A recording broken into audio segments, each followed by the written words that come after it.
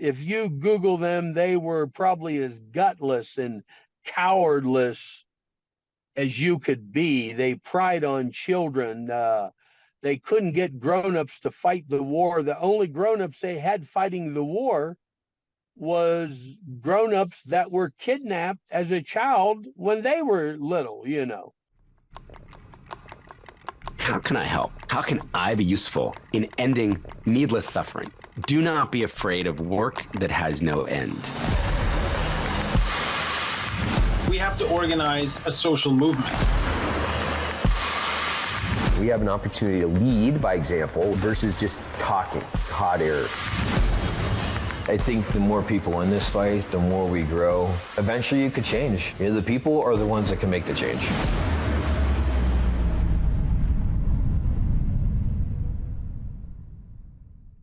Good morning, everybody. I recently got the chance to sit down and have a conversation with a man named Sam Childers. Now, that name may not ring a bell, but I think for most people, the term or name machine gun preacher might. And there's a reason for that. There was a major Hollywood movie in which Sam, who is the machine gun preacher, was played by Gerard Butler. Today's episode is the real story of the machine gun preacher and his work in South Sudan and northern Uganda. Early in his life, Sam struggled with alcohol and drug addiction and was a member of the Outlaw Motorcycle Club. In 1992, he found his way back to religion and began taking mission trips to South Sudan. While he was there, he encountered for the first time the Lord's Resistance Army, a militant terrorist group that is also considered a religious cult, and is led by a warlord named Joseph Kony. According to UNICEF, the LRA is responsible for the abductions of more than 25,000 children. What would you do with young children if you abducted them? Well, in this case, they turned them into child soldiers, using them in their campaigns of ethnic violence and terrorism in Uganda. The LRA has also faced allegations of child sex slavery. In response to the LRA, Sam launched the Angels of North Africa NGO to house orphaned and endangered children in the region. Though Kony, the leader of the LRA, is largely no longer a threat, millions have been displaced during the conflict, and many people are still in need. Sam has also founded a 600-acre farm in northern Uganda, which donates tons of rice and crops to refugee camps every year. They've also built a large truck stop and auto repair shop, which provides young victims with job training and a skill. His Bush Kids project finds children in remote parts of North African bush to supply them with medical care. Sam is an interesting individual for sure, but he has a breadth and depth of experience in southern Sudan that I don't think most people can approach. The story is a fascinating one, and hopefully it gets your attention and drives some awareness and desire to help. Enjoy.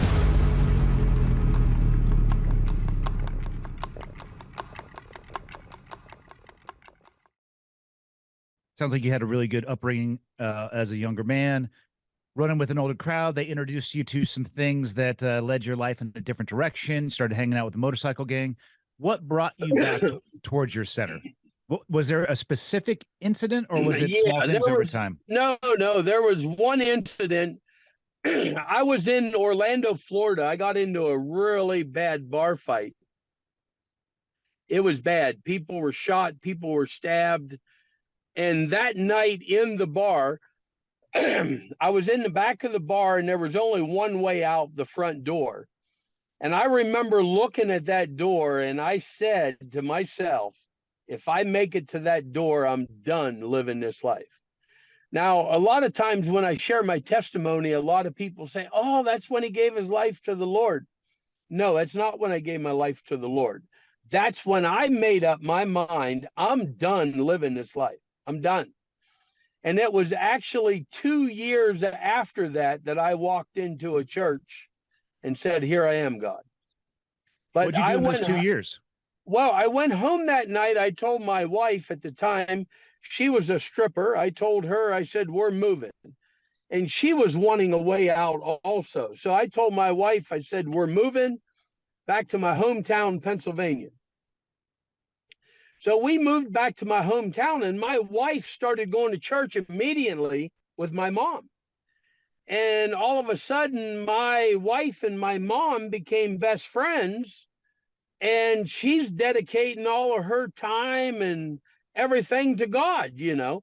So I was getting angry with God. I was getting upset with my mom. And the last thing you want, it's not even biblical, is your wife to be best friends with your mom. That's not good.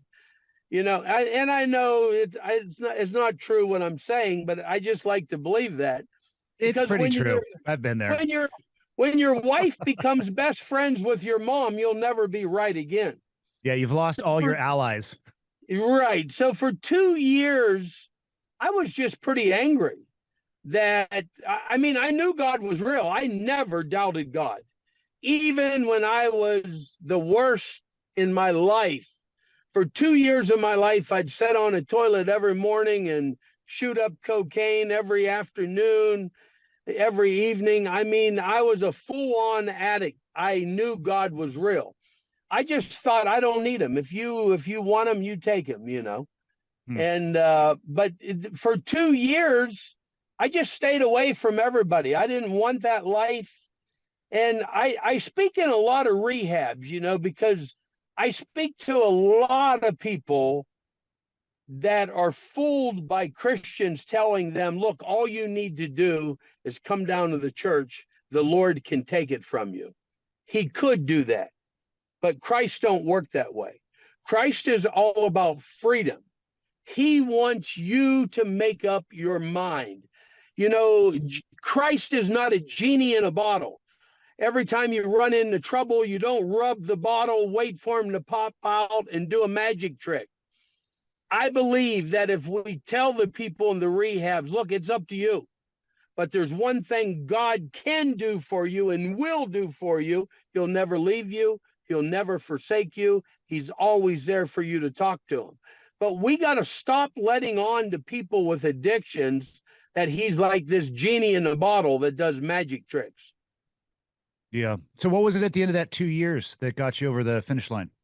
You know, I went in, there was a man from South Africa, and he was a really hard preacher. I mean, really hard and tough preacher. And he was a white South African, and he was at the church speaking as a missionary. And my wife talked me into going to church. And that night I knew, before I even walked into the church, driving to the church, I just knew inside, this is my night.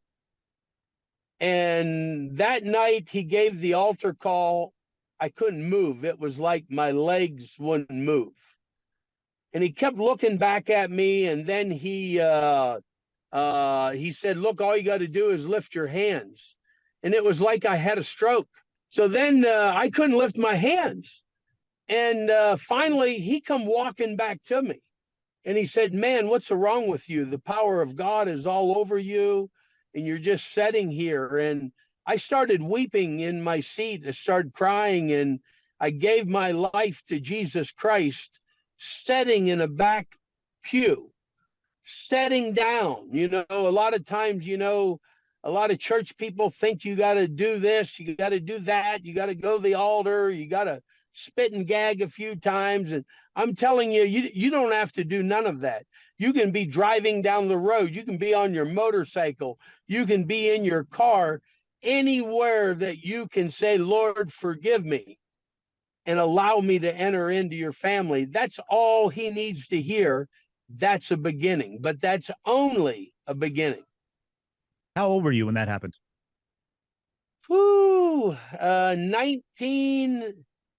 June of 1992. So you'll have to do the math. I'm 61 now. All right. So how long ago? So I was in my 30s. Yeah. Yeah, I was in my 30s and mid 30s, call it. Yeah. And then I immediately, because I knew I was going to be a preacher. You know, everybody wants to quit work and go on welfare and go to school to be a preacher. I didn't do that. I kept working harder than I ever worked. And I took a Bible course at home through the independent assemblies. And I started preaching within 1 year, just kind of evangelizing a little bit. but I done a 2-year course and I've been preaching ever since, you know. How did you find your way from that moment and beginning your preaching to South Sudan? Not exactly a neighboring community. The man from South Africa was going into South Sudan to teach chaplains. And he gets a hold of me and he says, Sam, he says, I got this big building I got to re-roof. And he says, it's a standing seam roof. Now, you probably don't know what that is, but it's a very difficult roof to put on. You got to be a pretty good roofing contractor to be able to do it. So I said, yeah, those are no problem. I do them all the time. So I went ahead over to South Sudan, my first trip on a 5-week mission trip to work on this building. But when I got there, I was there about a week or two, and the Lord Resistant Army, the LRA, raided a village. And excuse me, I said to some of the SPLA soldiers, I said, look, I want to go there. I want to see it. And they said, are you serious? And I said, yeah, I need to go there and see what happened. So when I got there, we started doing like a recon. There was 2 soldiers and me just kind of looking around for any children that may have been hiding. And like in the movie, you probably seen the movie Machine Gun Preacher? I've seen parts of it, actually. I've seen it in like segments. So on this day, we were looking for children hiding, and we came across a small child that from the waist down was gone. And I remember standing over that body and I said, God, how could this happen in the world today? And we don't hear about it. I mean, we hear about everything in Hollywood. We hear about garbage every day, but we don't hear about these children dying of landmines. And I stood over that body and I didn't realize what I said or what I was meaning or what I was saying until today or the last few years. I said, Lord, I'll do whatever it takes to help these people. And that was nearly 27 years ago, and I'm still there helping the children. Tell me a little bit about the LRA, if you will, because I know that was a little bit more towards your origin story there in Sudan. What were they all about? If you Google them, they were probably as gutless and cowardless as you could be. They pried on children. They couldn't get grown-ups to fight the war. The only grown-ups they had fighting the war was grown-ups that were kidnapped as a child when they were little, you know. Yeah. And you know, they are still in the Congo. It's something how God works. They say Joseph Kony's still alive. He's in the Congo, and now God has me in the Congo. You know, so hopefully we'll meet up one day. But maybe I can lead him to the Lord or send him there, one or the other, huh? I mean, I guess those are 2 viable options for sure. No, but I mean, what's exciting to me about working in war areas is you don't have other NGOs. You'll find them on the outskirts and everything. So I believe God put me right where he wanted me. God knows I'm not a quitter, you know. At my age, if you look at what I have, you know, I'm a pretty blessed person now, you know. I have a motorcycle shop outside of Pittsburgh, Pennsylvania. I build custom motorcycles, and people ask me all the time, Sam, when are you going to quit? And I always tell them I'm not sure. I'm still breathing. But I'll probably go on preaching the gospel of Jesus Christ and rescuing children as long as I can walk and breathe, you know. So hopefully God will keep me healthy. Yeah. Yep. How do you rectify being a preacher carrying a gun with one of the 10 commandments being thou shalt not kill? No, it doesn't say thou shalt not kill. It says thou shalt not murder. You know, so there's a big difference between killing and murdering, you know. So the Bible says thou shalt not murder. and that's the original 10 commandment. So maybe if you go through something that's been translated, it could say kill, but that's not the original 10 commandment.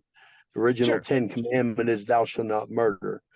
And, no one has ever heard me ever say in an interview, and I've been on El Kashir, CNN, I've been on them all. No one has ever heard me say that I've killed anybody.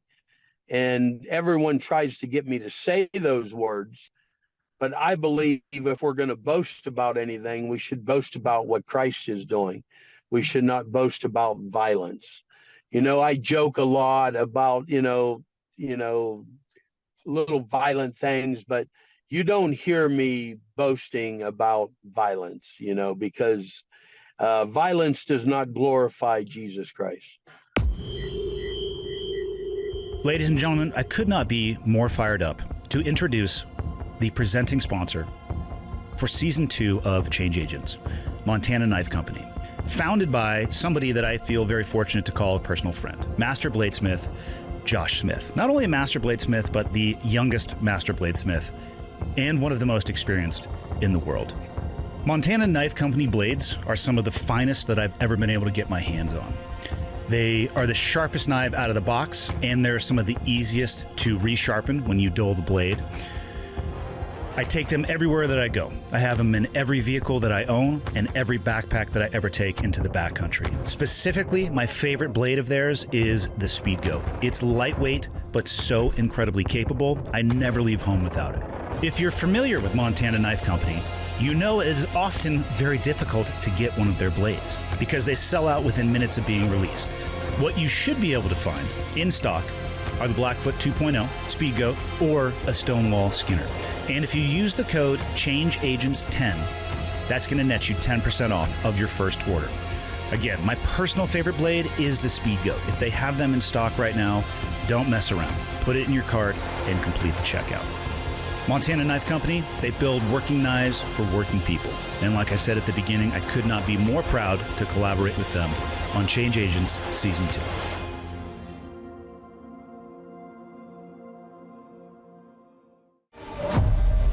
Hey there, everybody. Before we get back to the interview, if you want to grab a hat or a shirt like the one I'm wearing right now, go visit shop.thisisironclad.com and use the code CHANGEAGENTS. That's going to be all one word, all caps, for 15% off of your order. Ironclad just restocked their inventory, so get them before they're gone, and make sure to follow them anywhere at This Is Ironclad to stay in the know for exclusive collaborations that are going to be coming soon. That's shop.thisisironclad.com, code CHANGEAGENTS. One word, all caps. It's going to get you 15% off of your order. All right, let's get back to the show.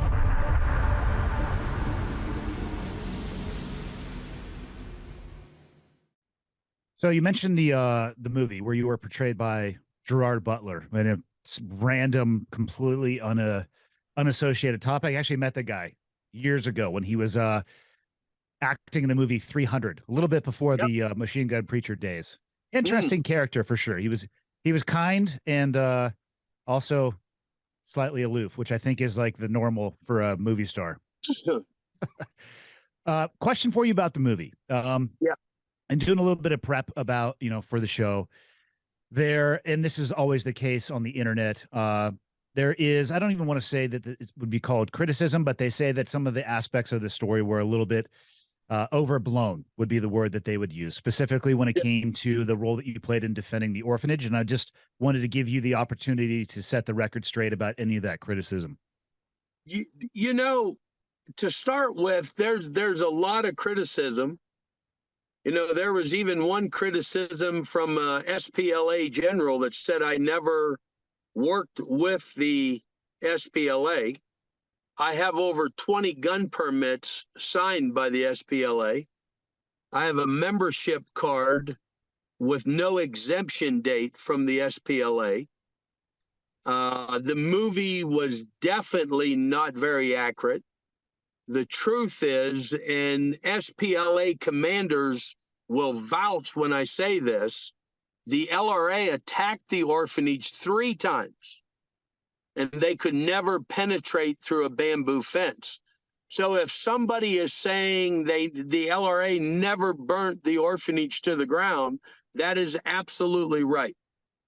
But I don't know why Hollywood, see, once you sign on the dotted line, like right now, they're getting ready to do a part 2 Machine Gun Preacher, but it won't be called Machine Gun Preacher. It's a different name. That movie is going to be way more accurate because I held on to the script. But the first movie was probably, there was a lot of things in that movie that was not true, a lot. But as far as did the LRA attack the orphanage? Yes, 3 times. Did I fight with the LRA? For many years. I even got written proof that I was in Operation Iron Fist with the UPDF, you know. So there's nobody, the big people that were in that war fighting, none of them will ever deny that I was not boots on the ground. How are conditions there now in Sudan versus when you were first there in this battle that you were talking about? Okay, remember I'm in South Sudan. Yep. South Sudan is very unstable. It has never become stable, ever. Uganda is like the land of milk and honey. Uganda, I work about over 600 people on a payroll in Uganda. I have a lot of business going on there. My biggest business is I run an armed security company, and I've had that security company for nearly 16 years. But South Sudan is still very unstable because of the war that's going on right now, a very serious active war in Sudan. Things in East Africa are becoming very unstable. And so if peace does not come quickly to Sudan, it's going to be very horrible. You know, the pipeline is shut down, the oil is shut down, so that means all income is shut down. So, I mean, if you Google starvation in East Africa, we're looking at millions of people will probably die by the end of 2023. So serious things are going on. Ethiopia has just quieted it down. They signed a peace agreement. A lot of people didn't even know they were in war. Thousands upon thousands of children was murdered. Congo has been in war for many years. Most people don't even know that. The area that I'm in Bunji-Bujo. I'm licensed to go in there to rescue children. I'll have all the licenses through the government. I mean, we still rescue children to this day. And no one can, I mean, if anyone wants to see the proof, I got the government papers to show it. You probably heard of the school that was just over the Congo border in Uganda that was raided just a couple of weeks ago. 51 people was killed, mainly children. 7 children was abducted, 2 escaped. That's 2 miles from where I'm working right now. Wow. So I mean, our mission has always been children, will always be children. And I mean, if people want to talk about me, that's fine, because in Matthew chapter 5, I believe it's verse 10 and 11, says, if you are persecuted for his sake, you're blessed. And I'm a very blessed person. And I mean, I don't care what people has to say about me. I believe that there's a lot of jealous people in the world. And I tell people all the time, if you want to be somebody, get up and do something. You know, you got too many people in America now that's overweight, sitting behind a computer, playing a computer game, you know. And if that's what you want in life, that's fine. Me, I chose to dedicate my life to rescuing children, feeding children. Right now, my feeding program's over 10,000 meals a day. Right now, as we speak, I'm building number 8 school from the footer up. I mean, so we do some massive projects in East Africa. was actually going to ask you about your expansion because, it began with the orphanage and has moved on to a farm and a ranch now. And I was just curious what it is you have built and what is your goal with that? Well, the farm started out at about 300 acres. Now it's 1,200 acres. The past 5 or 6 years, it's a total nonprofit farm. We fill our own storehouses, and then when our storehouses is full, we give the rest away. Last Christmas, we give it away every December. Last Christmas, we gave away over 90 ton of rice, 16 ton of beans and lentil. We gave away about 8 ton of posha, maybe 10 ton of posha. That's like a corn mill. And I butchered 20 cows. We did not only fed people for a few days, we gave food rations to families for 3 to 4 months. So our farm is total nonprofit. But keep in mind, we couldn't do any of that if we didn't have donors to help us do it, Yep. So usually the end of October, we start on Facebook letting people know, hey, harvest is coming up. We hope you're going to back us again this year. We want to give the entire harvest away. So we've been doing that 5 or 6 years. Now, our feeding programs go back for way, way over a decade, probably close to 20 years, a good 18 years, our feeding programs. But our feeding program started out with 20 children, and now it's over 10,000 meals a day. We drill a lot of wells in needed areas. We have drilled way over 50 wells over the years. We have repaired way over 50 wells. So those projects have been going on for many, many years.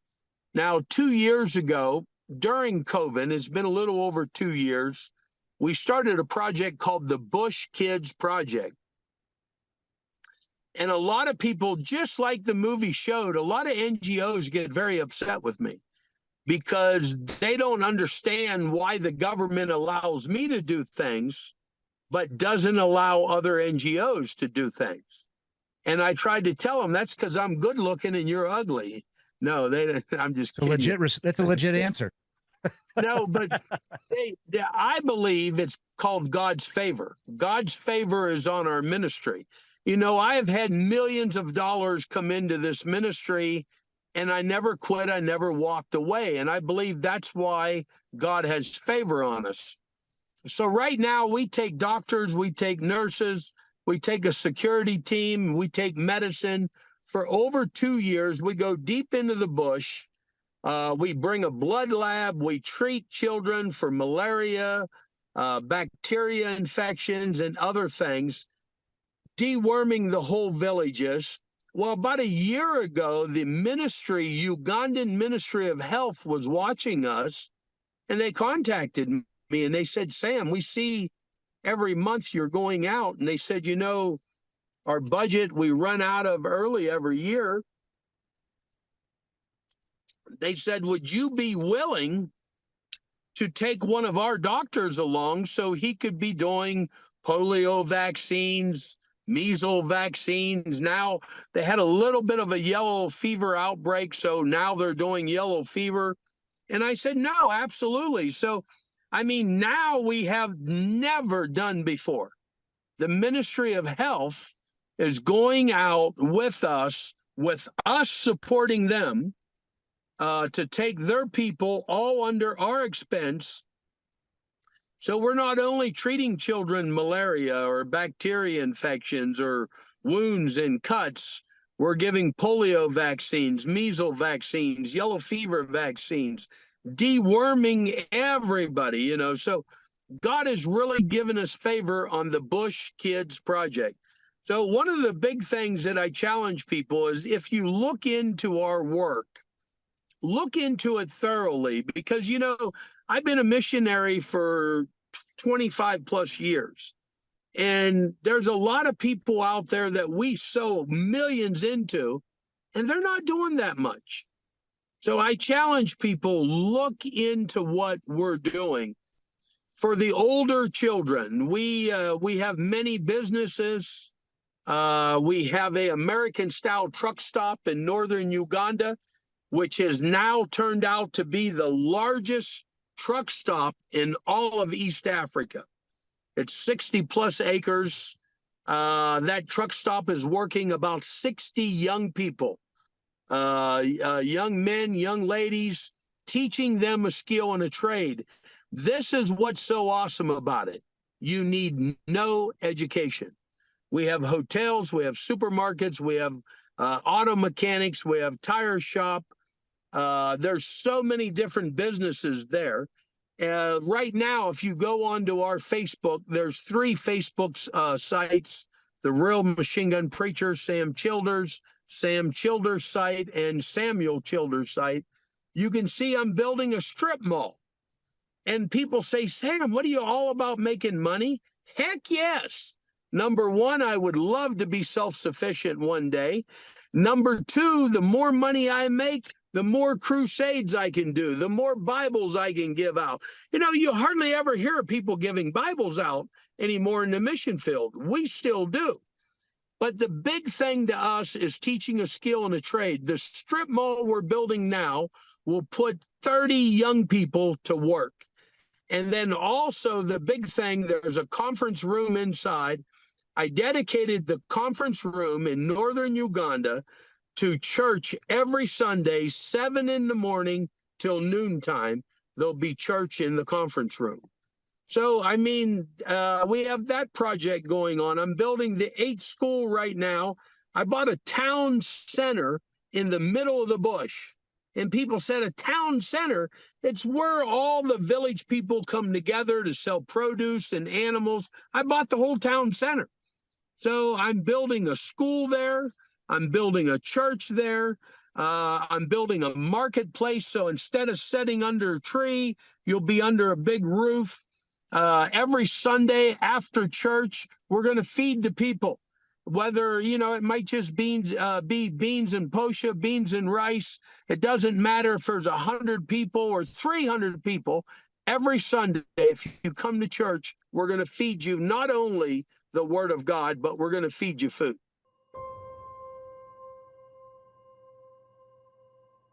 There's a lot of things I like about the Mountain Tough program, but I think primarily what I enjoy is they focus on mental toughness in addition to just the physical toughness. Everything they do is grounded in one purpose: life transformations and being strong between the ears in the mind. And there's also a community of 15,000 plus Mountain Tough athletes. So the community is strong, they're supportive, and they're going to help keep you accountable. So you can train anywhere, you can stream anywhere, you can access guided training and on-demand workouts right from your phone, your tablet, or TV or computer, whatever you're into. And everything you need is in one spot. The Mountain Tough subscription gets you access to all the Mountain Tough programs, new programs, and bonus content. And they have programs for everyone. Those who hit the gym and heavy weights, those who like to work out at home with no gear or minimal gear, and everything in between. Mountain Tough has been the trusted training by the dedicated for years now, including U.S. military special forces and dedicated backcountry hunters. There is no excuse for you to not start today. With Mountain Tough, you can conquer your goals with the ideal program for your lifestyle and schedule. Train with equipment or just your body weight on your phone, tablet, TV, or web browser. Most importantly, they will help you train your mindset so you are always ready for anything that life throws your way. Mountain Tough subscribers get full access to world-class home and gym programs, groundbreaking mental toughness training, self-improvement, prehab and rehab, biomechanical form coaching, stretching and mobility flows, nutrition guidance, challenge workouts, and the global Mountain Tough community. Mountain Tough is offering Change Agents listeners an incredible offer. You're going to get 40% off on the all-new Mountain Tough Plus annual subscription with the code CHANGEAGENTS. Go to MTNTOUGH.com and enter the code CHANGEAGENTS to receive 40% off, a savings of about $100 on your Mountain Tough Plus annual subscription. That is MTN, Mike Tango November, Tough.com, and enter the code CHANGEAGENTS to save 40%. That is less than 50 cents per day for the best in-class physical and mental training.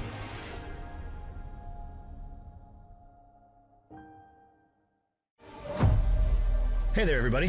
Before we get back to the interview, if you want to grab a hat or a shirt like the one I'm wearing right now, go visit shop.thisisironclad.com and use the code CHANGEAGENTS. That's going to be all one word, all caps, for 15% off of your order. Ironclad just restocked their inventory, so get them before they're gone. And make sure to follow them anywhere at This Is Ironclad to stay in the know for exclusive collaborations that are going to be coming soon. That's shop.thisisironclad.com, code CHANGEAGENTS. One word, all caps. It's going to get you 15% off of your order. All right, let's get back to the show.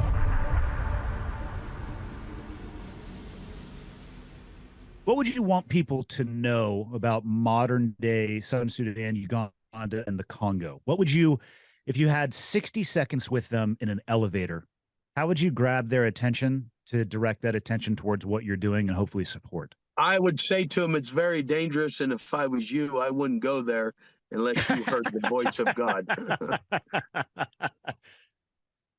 Yeah, I would say very dangerous, and I wouldn't go there unless you heard the voice of God. How long, if your current efforts are able to continue and grow in their scope, size, and scale, do you think it's possible to reverse the living conditions in those countries? Yes, you know, Uganda, I'm going to tell you what I call Uganda. Uganda is the land of milk and honey, okay? So if Uganda did it, I believe the other people can do it. You know, a lot of people don't like the president in Uganda. I like him. And unless we get a president back like him, I don't know what the country's going to do. Now, I'm hearing for the new election, we got some pretty good people that's going to be running. But I can tell you, President Museveni made Uganda the land of milk and honey. And when I first went to Kampala 20-some years ago, or almost 27 years now, there wasn't a shopping mall in Kampala. There wasn't fancy hotels in Kampala. Kampala was confined. It was a city with war all around it. But because he was hard, because he dealt with the rebels the way he should have, he's also born again. His wife is born again, spirit-filled woman of God. Because of all of that, Uganda is a land of milk and honey. Investors come in from around the world, and they will invest in Uganda, and you're free to take your money in and out of the country, whatever. I mean, so I feel Uganda is the land of milk and honey. South Sudan, gonna need a miracle, man. Gonna need a miracle. Congo, gonna need a miracle. Ethiopia, there was no war there for 30 plus years. You know, Addis Ababa used to be the place where all the peace talks were done. And 2 years ago broke out in an awful war, you know. But they got a peace treaty again. So I believe there is good hope for Ethiopia. But Ethiopia is a very controlling country. You know, the government controls everything. You can't even put fuel in your car unless you pay for it through an app through the government, you know. So a lot of those countries are going to have a hard time. Uganda, a land of milk and honey. The only problem in Uganda is after a war, most people will tell you it takes 10 years to start to rehabilitate the people and the children. Then it takes another 10 years after that to get the country strong again in economy. So since the Coney War, you figure you got 20 years to build that country up strong. And I believe it will get stronger than any of the other countries in East Africa. What's next for you and your team? You know, I'm getting ready to build a very, very big hotel in East Africa, northern Uganda, 2025. Like I said, I'm 61 now. 4 more years, I'm going to back away from, the security company. Most people don't realize I run and operate an armed security company. When I'm 65, I'm going to back away. I'm not going to sell the company. I started the company almost 16 years ago with 3 people with sticks, and now it's an armed security company. So, I mean, for me, I want to enlarge my feeding programs. I want to enlarge my work training. So I don't really have a whole lot of changes, but I hope, pray for me, guys. I hope God will let me retire from the war when I'm 65. I hope so. But if not, I'll keep fighting. How can listeners and viewers help your organization? Where would you point them towards? You know, what I want to do is I want to tell everybody out there, find an organization that you fit in with. There's a lot of organizations. I would love to tell you ours is the best. We need your money. I'd love to be able to say that, but I can't. There's a lot of good organizations in Africa. Do a little research on them. The biggest thing you want to know first is how much money does the CEO make, or the founder make, or the board members make. Taking off from there, find out how much on a dollar is actually spent in the field. That will give you directions to support them or not. But I can tell you right now, we have no problem talking with you about what we do. You can even get a hold of me and talk to me. And you can put boots on the ground yourself. So do we need your help and support? Yes. Are we willing to answer for everything we do? Yes. Can you come and see how your money is being spent? Yes. So those are questions you should ask anyone that you're going to support. Where can they go to support your organization? You know, the easiest thing, you know, our name is Angels of East Africa. You got to write that down. All you got to remember, Machine Gun Preacher. That's the name of our website, Machine Gun Preacher. You just type that in on Google. You'll come right to our website. You can give on there. It's a very safe website. Our contacts are on there. My office, my Angels of East Africa office, is in my motorcycle shop. So you can actually call the office. You can Google their I don't know what you call it, tax returns or whatnot that's done. You know, you can Google all that through the state. So if you want to support us, call our office or go to Machine Gun Preacher website.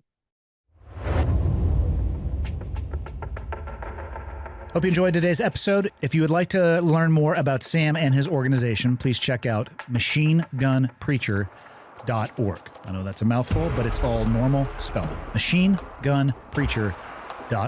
Thanks for listening to Change Agents, which is an Ironclad original. We'll be back next week with an all-new episode. Until then, have a good one.